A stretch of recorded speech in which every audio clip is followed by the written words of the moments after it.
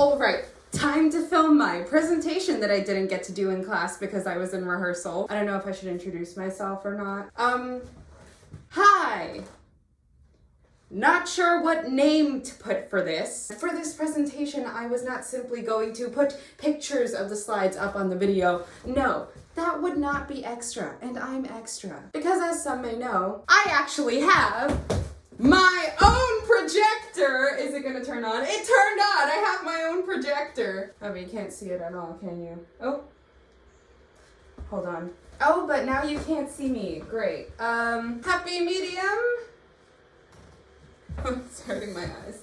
I should probably actually pull the slides up. Do you like my bunny phone case? Anyway, Sanders! What's going on? Sanders! The most interesting of topics. Using the colors was the only way I could make this visually interesting.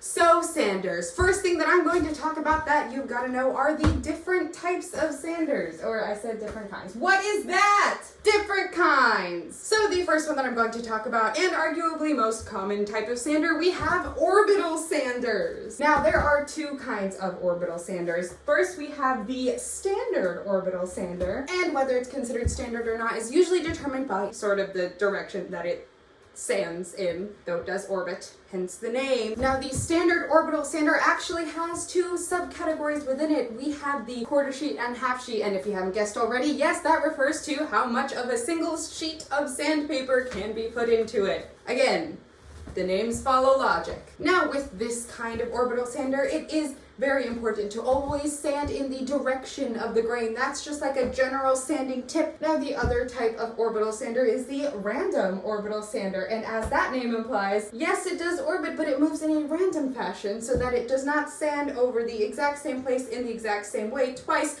which reduces a lot of sanding mistakes, such as cross grain scratches or swirl patterns. These are also round and have holes in them for dust collecting, because you don't want all that dust getting in the way. I actually never really thought of how you would get rid of it, but now I know, because holes.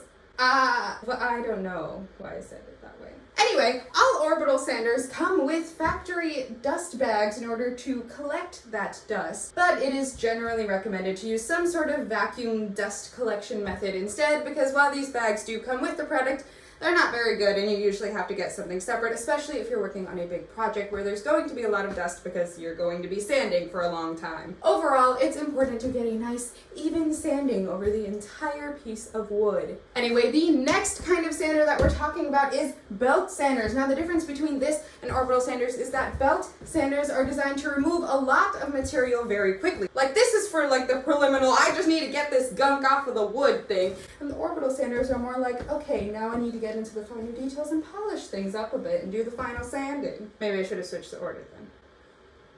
It's too late for that. Now, belt sanders, following that same these names are logical logic, are sanders that sand with a sanding belt. Take a shot every time I say sand. Don't do that. Belt sanders are often classified by the width and length of their belts. Now, these belts revolve around two rollers, with one of the rollers having a motor and the other one acting more as like a sort of guide. The front one is kind of used more for like tracking adjustment and turning the adjustment screw, as can be seen in one of these pictures right here. Wait.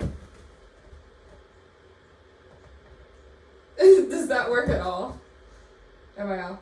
Am I out? Am I out? Anyway, turning that adjustment screw will keep the belt in line with the rollers. Belts themselves can either be directional or bidirectional. Directional belts can only be installed and used going in one direction for sanding, but bidirectional belts can be installed or used in either direction. Now, it's important to remember that belt sanders need to be handled with a firm grip, because it will run away from you. It's constantly moving, so it's gonna like take you with it. So you need to make sure you have a firm grasp on it, placing it down slowly and carefully when you start the sanding process. Starting with the back roller first, remember that one's powered by the motor, and then slowly setting the rest of it down, constantly keeping it moving, because otherwise it's going to take you with it. Again, always in the direction of the grain and moving up grit levels. I should probably explain grit levels.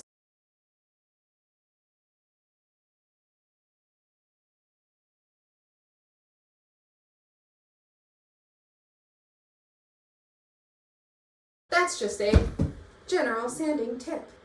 I'm an expert now. Vacuum dust collecting systems are also recommended for belt sanders. And for the last kind of sander that I'll be talking about, hand sanders, aka people. If you have no regard for the well-being of your arms, or you want to build up muscle, but like only in one arm so it'll look like really suspicious to people, then I recommend sanding by hand. Now, sanding by hand usually entails getting a small piece of sandpaper and draping it over a padded block as the vehicle for hand sanding. Yes, that's the word that video that I watched used. Like in the picture. Just like, oh, my phone.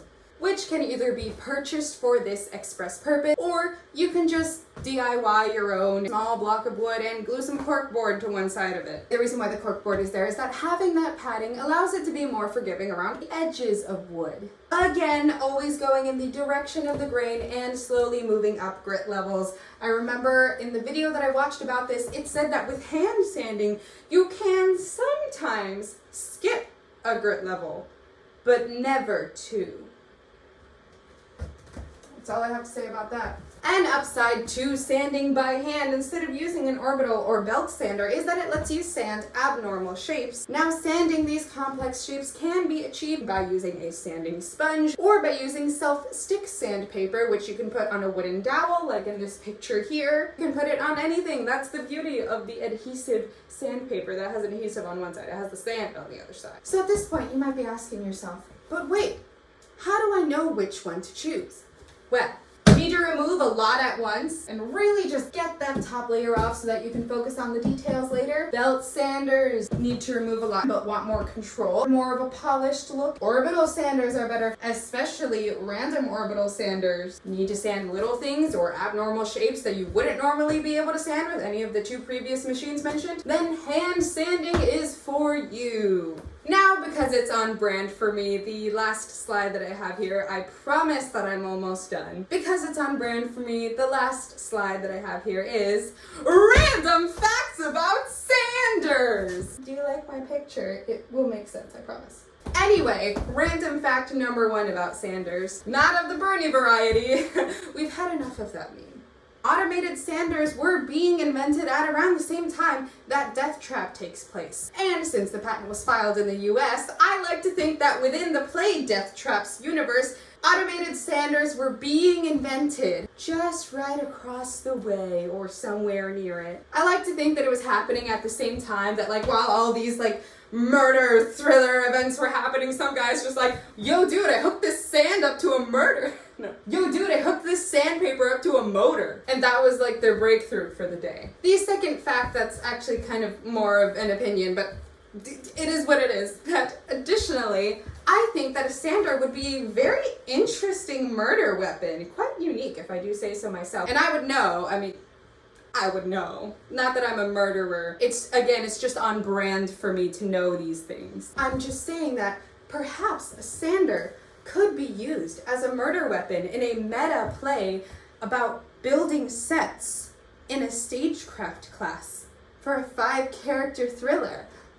I'm just saying. And the last fact and last thing that I'll talk about is that I have had a not-so-secret rainbow theme this entire time because power tools are actually really colorful and that's fun. Oh, also disc sanders exist, but they're not as colorful, so I didn't include them before. But basically, they have a disc of sandpaper that like rotates upright on the table, and you can just press the wood to it and it looks like this picture right here. Hold on, this picture right here. Has that been blurry the whole time? But never mind about that. The main point here is that I have done a drawing, an artist's rendering, I'm not an artist, of what I think it would look like to use a belt sander, a red skill belt sander as a murder weapon. See, it's even the appropriate color for foreshadowing death in the show. Yep, see, that's exactly what I'm talking about. A red